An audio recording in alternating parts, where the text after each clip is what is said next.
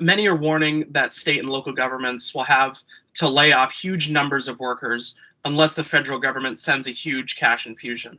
But in Monday's dish, you noted that there's much more to this situation than meets the eye. Will you talk us through some of those challenges?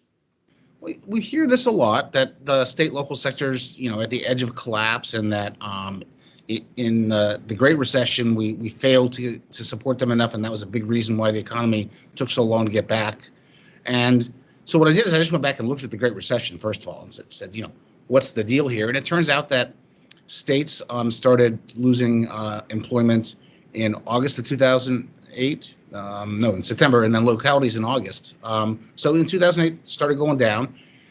The decline was about 4% in both cases, peak to trough, to down.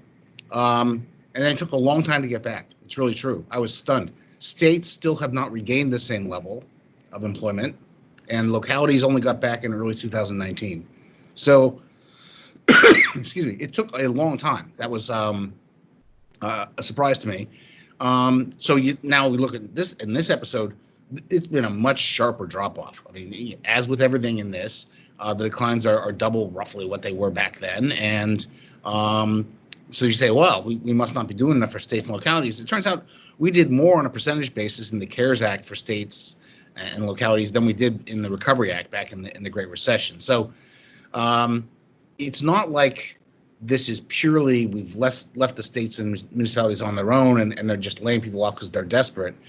They may be getting there. I don't want to say this too strongly, but I started thinking, well, we know that in the private sector, this $600 bonus for unemployment insurance is a big impediment to getting people back to work, keeping people at work.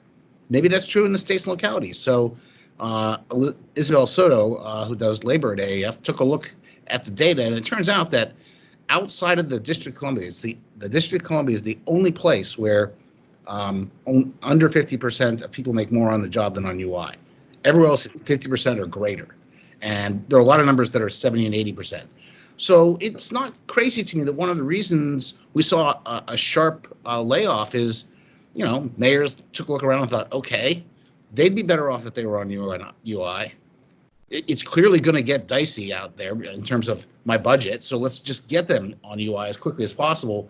And for as many non-essential workers as possible, we saw an early layoff. I don't know that for sure, but it's more than just revenue. It's revenue plus these labor market incentives, and we got to get them lined up right.